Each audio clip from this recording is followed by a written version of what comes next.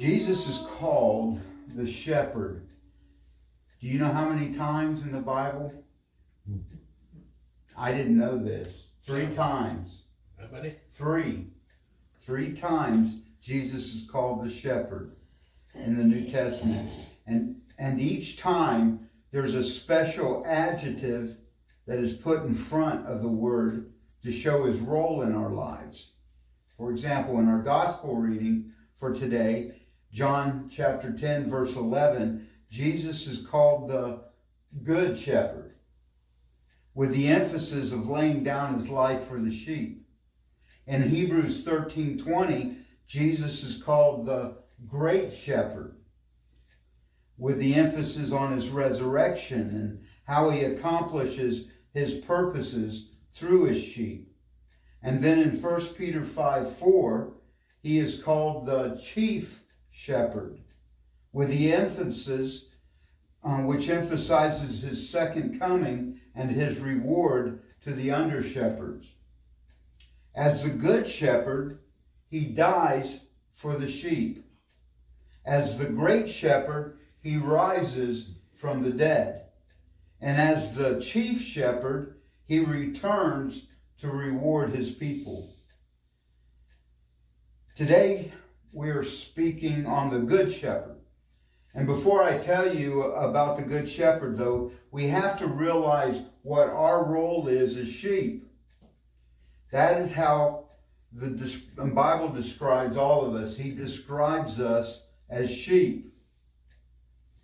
Isaiah 53:6 says, "All we like sheep have gone astray. Every one hath turned aside into his own way. And the Lord hath laid on him the iniquity of us all."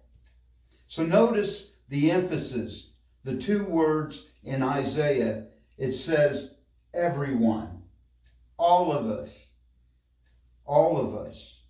have gone astray in our life at one time or another. And that means everyone is included. No one is excluded. I can't look at you and say, you have gone astray. You have turned aside in your own way. The Lord hath laid on him the iniquity for you. No, it's me, it's you, all of us. All of us fit that description.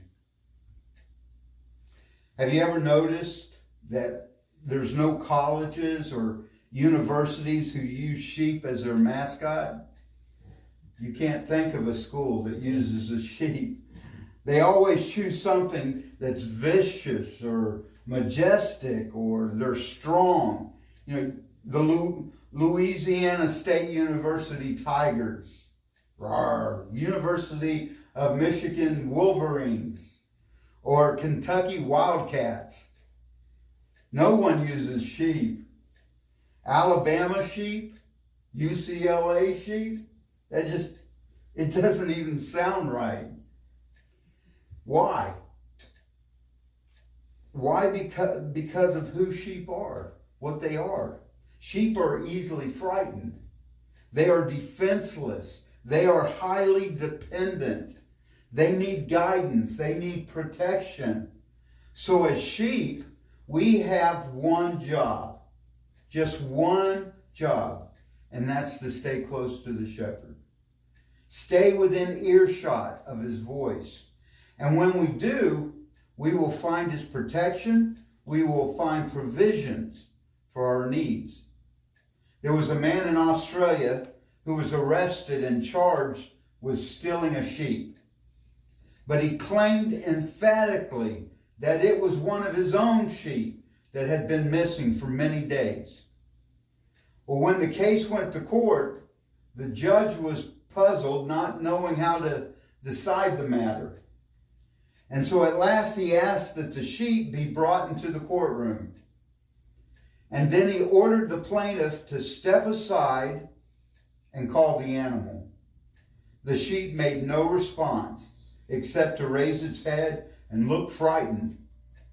The judge then instructed the defendant to go to the courtyard and call the sheep. And when the accused man began to make his distinctive call, the sheep bounded toward the door, and it was obvious that he recognized the familiar voice of his master, not the other way around. And so our shepherd calls us each and every day to just follow him.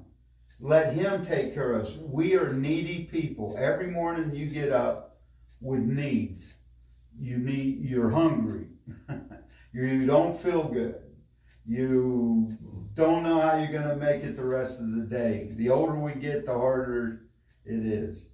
That's when we need the shepherd more. You know, one thing to think about, we all are sheep, but we never quit being sheep. The older we get, the more we need the shepherd. And so we need to remember that. Our shepherd calls us each day. Let's follow his voice. In the name of the Father, and of the Son, and of the Holy Ghost. Amen.